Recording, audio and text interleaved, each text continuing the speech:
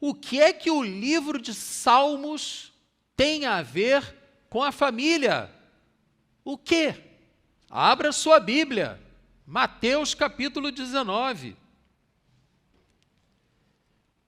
Esse texto é um dos mais significativos sobre a posição de Jesus em relação à família.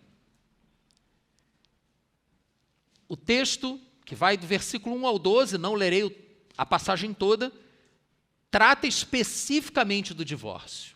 E ele diz, a partir do versículo 3, ele diz o seguinte: alguns fariseus aproximaram-se de Jesus para pô-lo à prova. E lhe perguntaram: é permitido ao homem divorciar-se de sua mulher por qualquer motivo? Ele respondeu, e ao responder estava citando Gênesis capítulo 2, versículos 23 e 24. A resposta de Jesus foi: vocês não leram que no princípio o Criador os fez homem e mulher e disse: por essa razão o homem deixará pai e mãe e se unirá à sua mulher e os dois se tornarão uma só carne? Assim, eles já não são dois, mas sim uma só carne, uma só natureza. Portanto, o que Deus uniu, ninguém o separe. Até aqui. Vejam, nós não lemos aqui o termo família, ele não foi citado aqui, não foi usado por Jesus, mas ele deixou muito claro, no seu posicionamento contra o divórcio, que ele atribui um valor imenso à união de um homem e de uma mulher para iniciarem aquilo que nós chamamos de uma nova família. Deixará o homem a sua casa. E naquele tempo, o oikos, a casa, era mais do que apenas uma casa. Era toda uma família. Assim como Deus virou para Abraão e disse que ele deveria deixar a sua parentela e ir para o lugar que ele lhe indicaria. É mais ou menos isso. Daí a gente consegue perceber o valor, a importância que Deus dá à família. Tendo isso em mente, nós vamos aos 150 salmos e, se procurarmos direitinho, nós certamente encontraremos alguns deles que tratam da família. E já que o nosso alvo com essa série de mensagens é buscar temas nos salmos que sejam relevantes para a nossa vida cotidiana, poxa, o que pode ser mais relevante do que a sua família? Você consegue agora, depois disso tudo, dizer qual é o valor que Deus dá à família? Já melhorou um pouco, já está mais familiarizado? Então abra no Salmo 127. Eu vou ler a versão revista e atualizada. As nossas Bíblias aqui são na nova versão internacional, mas esse salmo em particular, eu não consigo ler em outra versão. Tem que ser naquela que eu decorei.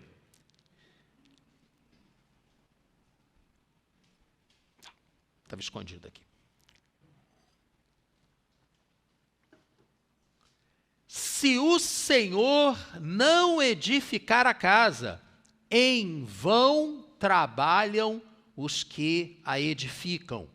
Se o Senhor não guardar a cidade, em vão vigia a sentinela. Será inútil levantar de madrugada e repousar tarde, comer o pão penosamente ganho. Aos seus amados ele o dá enquanto dormem. Herança do Senhor são os seus filhos, o fruto do ventre, seu galardão, sua recompensa. Como flechas na mão do guerreiro, assim são os filhos da mocidade. Feliz o homem que enche deles a sua aljava. Não será envergonhado quando pleitear com os inimigos à porta. Esse salmo é creditado a Salomão. Alguns autores creem que ele é um salmo de Davi, outros creem que é um salmo de Salomão. Mas ele é um dos salmos chamados de salmos da ascensão, ou salmos da peregrinação. Nós até teremos lá no início do ano que vem um subtema justamente sobre essa jornada, a jornada das nossas vidas, que os israelitas tinham que fazer para Jerusalém 3 vezes por ano, para as festas que Deus instituiu, festa dos tabernáculos, a Páscoa e a festa do Yom Kippur, do dia do perdão. Vejam, o Salmo começa dizendo: se o Senhor não edificar a casa, em vão trabalha quem a edifica. E casa aqui está no mesmo sentido do que Jesus disse: deixará o homem pai e mãe, deixará sua casa. Casa pode ser uma casa, mas de forma bem concreta. Mas nós sabemos que na literatura poética judaica havia muita metáfora, muito simbolismo. E quando pensamos na edificação de uma casa por Deus, ele pode estar se referindo à sua família, pode também estar se referindo à casa de Deus. Mas eu creio que melhor se aplica esse salmo justamente à família, porque logo em seguida ele começa a falar dos filhos, como os filhos são importantes. Eu creio sim que há algo espiritual por detrás do salmo, da edificação da casa de Deus, dentro de cada um de nós, mas que também se aplica à edificação da família. Então, por conta disso, nós podemos olhar para esse salmo e perceber que o autor, seja ele Davi ou Salomão, não importa, ele, inspirado por Deus, chamou a nossa atenção para a necessidade de nos submetermos à vontade do Pai. Porque se agirmos fora da vontade do Pai, não adianta o nosso trabalho. Se nós começarmos a trabalhar contrariando a vontade de Deus, o trabalho se perderá. Se nós não ouvirmos a voz de Deus e preocupados tentarmos nos proteger dos perigos que nos rondam, será inútil. Quem nos protege é o Senhor. Quem edifica a nossa casa é o Senhor. E para isso a gente tem que se submeter à vontade do Senhor, para edificação e proteção, tanto da sua vida pessoal, quanto da vida da igreja, mas também da sua família. Se a base para vermos a edificação da nossa família, da nossa vida, é a compreensão da vontade de Deus, aí eu lhe pergunto, tem uma conclusão lógica? Você sabe qual é a vontade de Deus para a sua vida? Para a sua família? Pare e pensa um pouco nisso. Ou você nunca se perguntou qual é a vontade de Deus para a sua vida? Você tem os seus planos, tem os seus sonhos, e você segue a sua vida e, Senhor, me ajuda aí, que é para lá que eu vou. Sério? É assim que você vive a sua vida? Você nunca se deu conta de que no momento em que você recebeu Jesus, reconheceu Jesus, aceitou Jesus como seu Senhor e seu Salvador, você não pertence mais a você mesmo? Você pertence ao Senhor. Porque Ele comprou você com o sangue do Filho dele. Esse memorial, do qual participaremos daqui a pouco, é justamente para nos lembrar disso. A sua vida foi resgatada da morte eterna, transportada apontada para a vida eterna em Cristo. Porém, ela já não pertence mais a você. Então, se você tenta viver a sua vida sem buscar a direção de Deus, sem buscar compreender qual é a vontade de Deus para a sua vida, para a sua família, para a nossa igreja, em vão trabalham os trabalhadores, em vão vigia a sentinela. Está indo para o lugar errado. Deus não vai abençoar. Porque Ele quer te abençoar, mas Ele quer te abençoar quando você estiver fazendo a vontade dEle. Jesus dizia que o alimento dEle era fazer a vontade do Pai. É disso que eu me alimento. Eu vou perguntar de novo, porque eu não sei se vocês perceberam, mas isso é extremamente sério. Eu diria que isso é fundamental. Qual é a vontade de Deus para a sua vida? Eu não sei qual é. Você que precisa buscar, conhecê-la. E você tem feito isso? Você tem buscado compreender, conhecer a vontade de Deus? Deixa eu dar um reforço, então. Qual o benefício que você teria em discernir e seguir a vontade de Deus para a sua vida e para a sua família? O salmo seguinte, Salmo 128.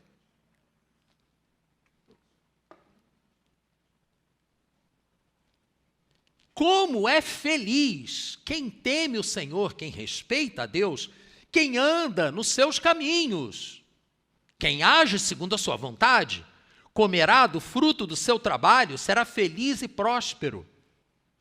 Sua mulher será como videira frutífera em sua casa. Seus filhos serão como brotos de oliveira ao redor da sua mesa. Assim será abençoado o homem que teme o Senhor, o homem que respeita o Senhor, o homem que anda nos caminhos do Senhor.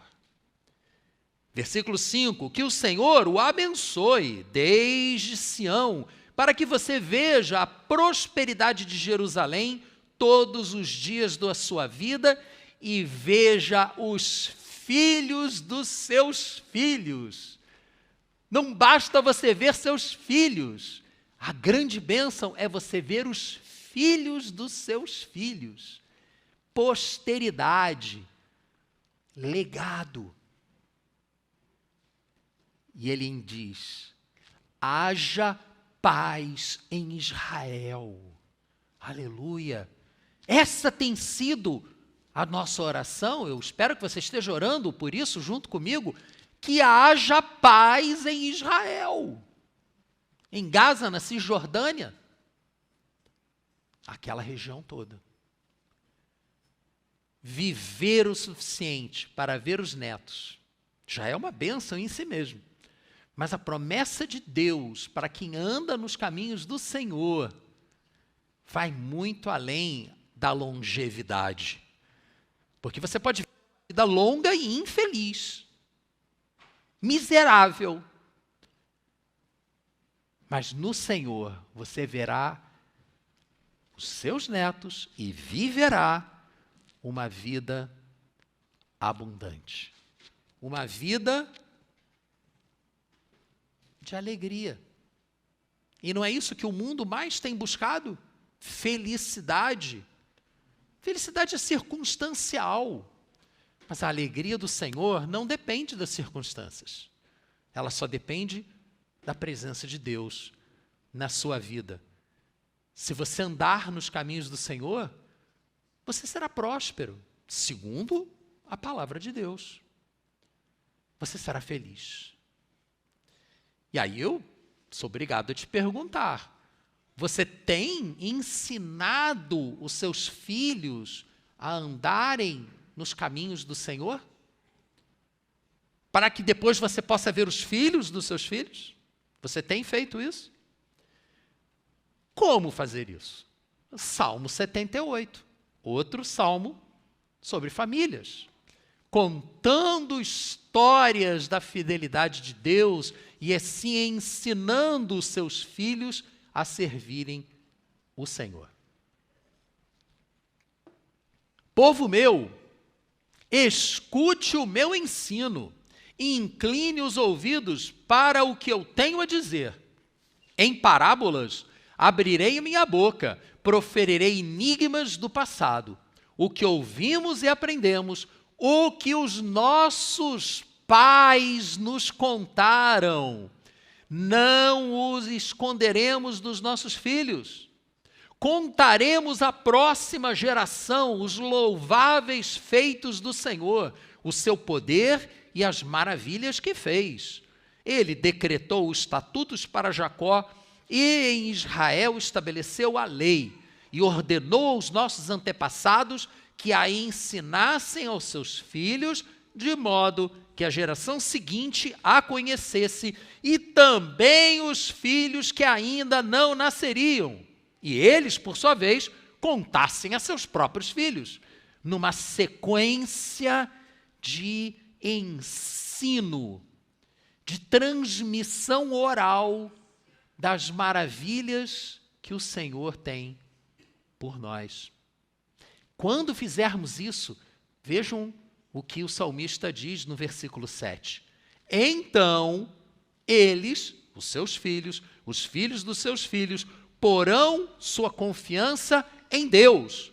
Não esquecerão os seus feitos e obedecerão os seus mandamentos. Eles não serão como os seus antepassados, obstinados e rebeldes, povo de coração desleal para com Deus, gente de espírito infiel. Meu irmão, minha irmã, a nossa maior responsabilidade como pais, nem todos aqui são pais, alguns quiseram, não puderam. A nossa igreja tem um histórico, são vários casais que não conseguiam ter filhos e que, pela misericórdia de Deus, conseguiram.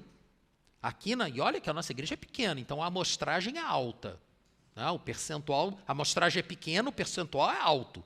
Muita gente. Muita gente sente a necessidade, não, se eu não tiver filho, eu não vou deixar um legado, naquela história, né? Plantar uma árvore, escrever um livro e ter um filho. Mas, gente, do que adianta ter um filho se o filho se perde? Eu não coloquei a minha filha no mundo para ela se perder.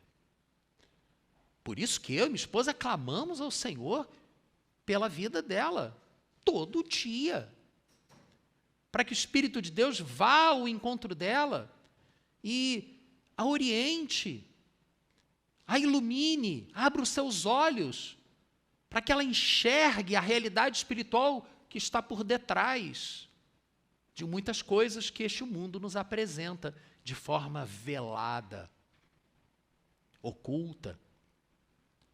E eu digo para vocês, e já disse isso para ela, aliás, recentemente eu lembrei disso,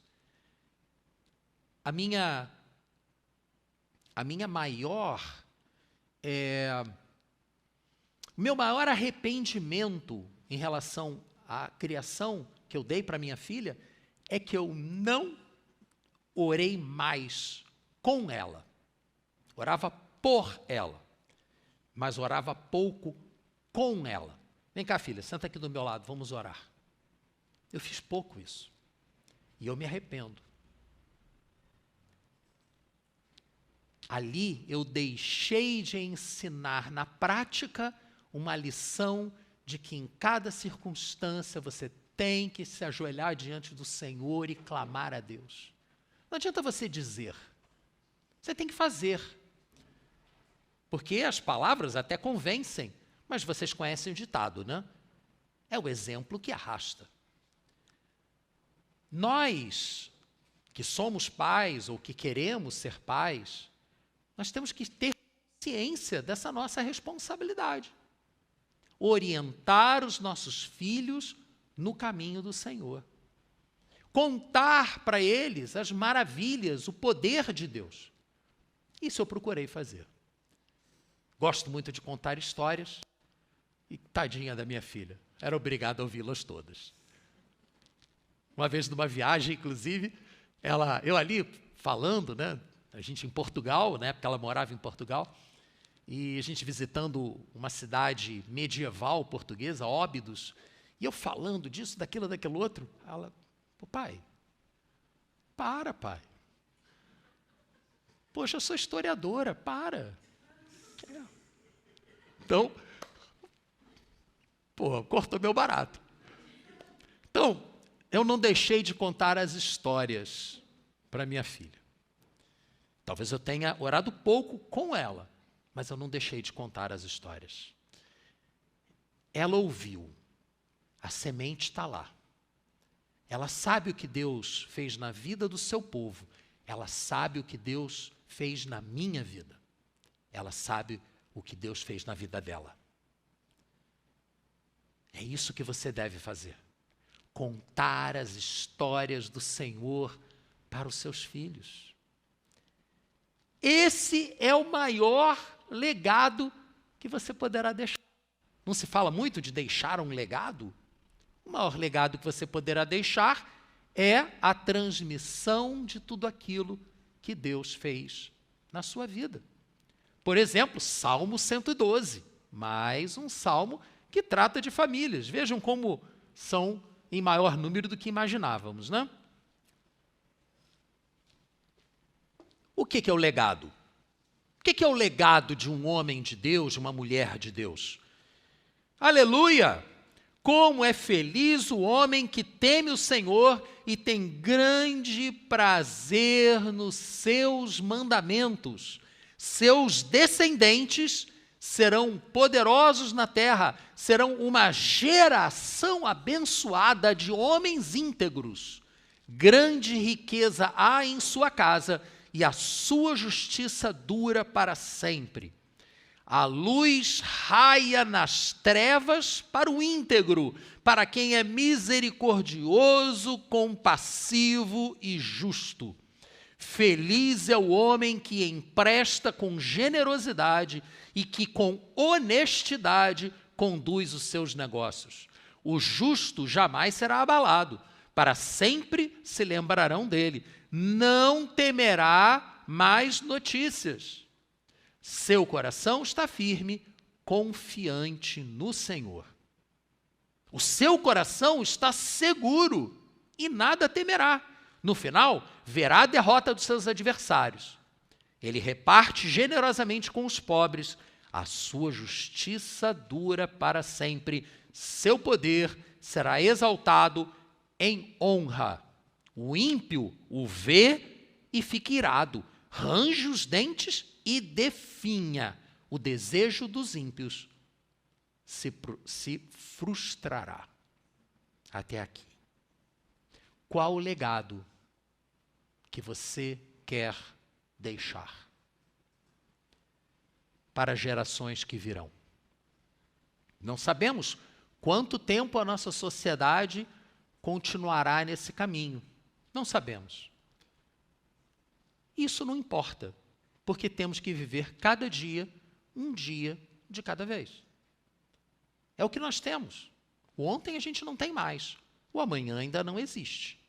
Hoje, o que você tem feito para transmitir a ação de Deus na sua vida? E concluindo, portanto, essa busca por orientação nos salmos para a edificação da nossa família,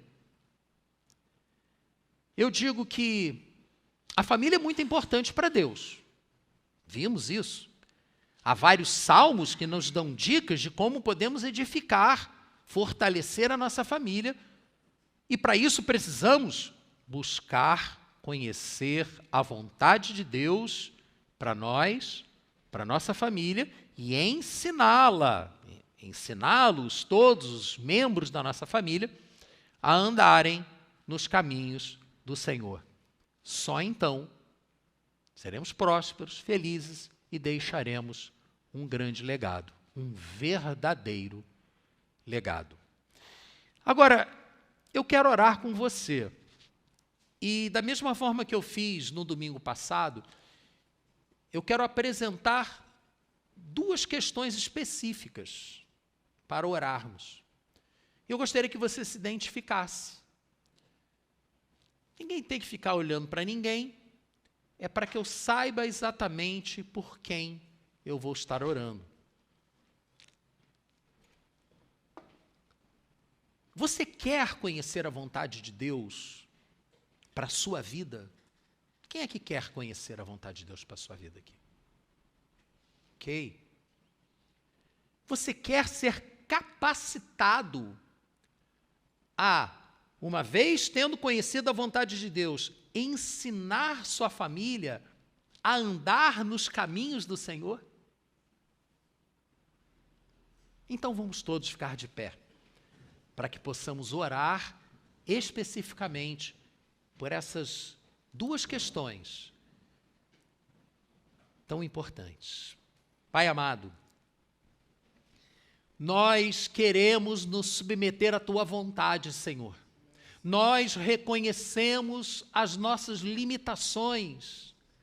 Nós olhamos ao nosso redor e ficamos assustados com tantas notícias ruins, com tanta possibilidade traumática. Mas não queremos olhar para as notícias, queremos olhar para a Tua palavra, para as Tuas promessas. Queremos nos colocar aos Teus pés, Senhor. Ouvir do Senhor qual é a Tua vontade.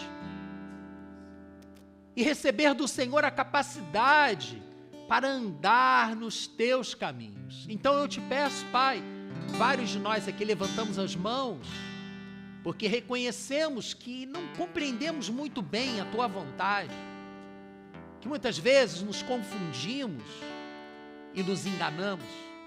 Então eu te peço,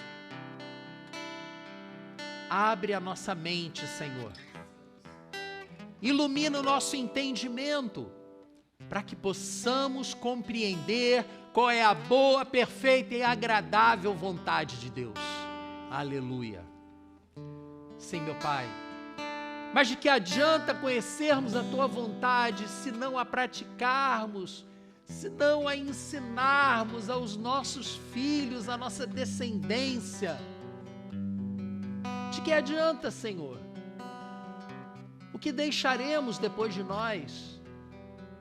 Então eu clamo a Ti, Senhor, que junto com a Tua vontade, o Senhor nos revele, nos capacite a ensiná-la aos nossos filhos. E não apenas os filhos na carne, mas também os filhos na fé. Que sejamos guias daqueles que começaram um pouco depois de nós, nessa caminhada de fé e de confiança, de esperança no futuro eterno com o Senhor. Que o Teu Espírito esteja nos capacitando nesta noite, em nome de Jesus.